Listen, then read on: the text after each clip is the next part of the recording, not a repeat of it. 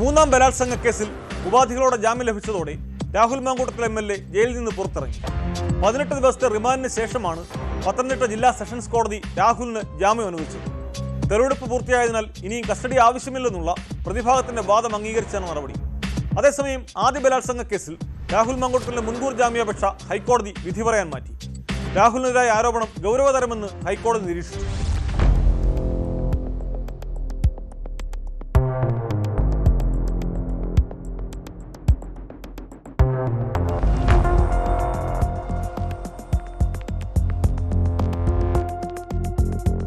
ഇരുഭാഗത്തിന്റെയും വാദം കേട്ടതിന് ശേഷമാണ് പത്തനംതിട്ട ജില്ലാ സെഷൻസ് കോടതി ഉപാധികളോടെ രാഹുലിന് ജാമ്യം അനുവദിച്ചത്.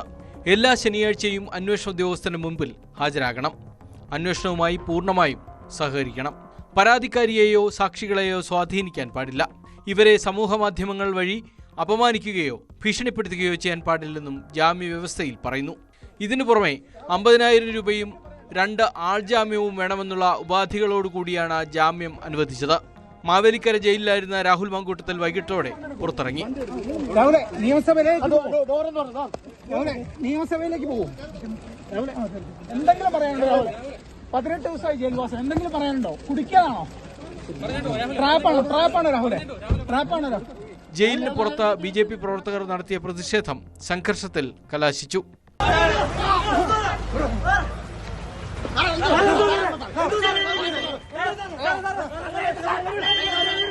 ഉഭയസമ്മതപ്രകാരമുള്ള ലൈംഗിക ബന്ധമാണ് പരാതിക്കാരിയുമായി പ്രതിക്ക് ഉണ്ടായിരുന്നതെന്നാണ് പ്രതിഭാഗം കോടതിയിൽ ചൂണ്ടിക്കാട്ടിയത്.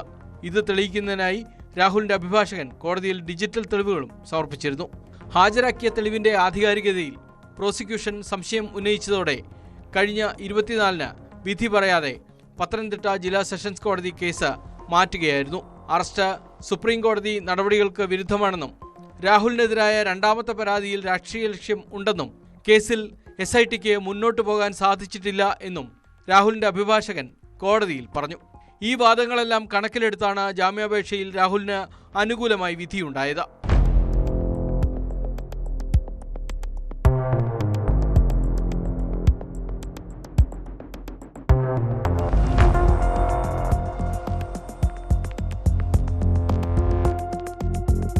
അതേസമയം രാഹുൽ മാങ്കൂട്ടത്തിൽ പ്രതിയായ ഒന്നാമത്തെ ബലാത്സംഗ കേസിൽ വ്യത്യസ്ത പരാമർശങ്ങളാണ് ഹൈക്കോടതി നടത്തിയത്.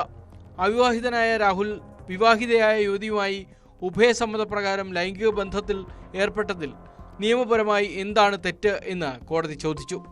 എന്നാൽ ബലം പ്രയോഗിച്ചതും ഗർഭഛിദ്രത്തിന് നിർബന്ധിച്ചതുമടക്കം പ്രഥമ വിവര മൊഴിയിലുള്ള കാര്യങ്ങൾ ഗൗരവതരമാണെന്നും കോടതി വാക്കാൽ അഭിപ്രായപ്പെട്ടു. രാഹുൽ മാങ്കൂട്ടത്തിനെതിരെ വേറെയും കേസുകൾ രജിസ്റ്റർ ചെയ്തിട്ടുണ്ടെന്ന് പ്രോസിക്യൂഷൻ വാദിച്ചെങ്കിലും ഇതിനുശേഷമാണല്ലോ മറ്റു കേസുകൾ ഉണ്ടായത് എന്ന് കോടതി ചോദിച്ചു. കേസിൽ പിന്നീട് വിധി പറയുമെന്ന് ജസ്റ്റിസ് കൗസർ എടപ്പകത്ത വ്യക്തമാക്കി.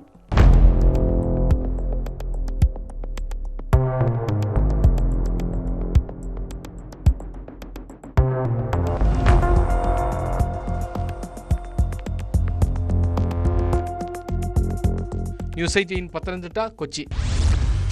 മറുനാടൻ മലയാളിയുടെ കൂടുതൽ വാർത്തകൾക്ക് news 18 Keralam YouTube channel subscribe ചെയ്യുക.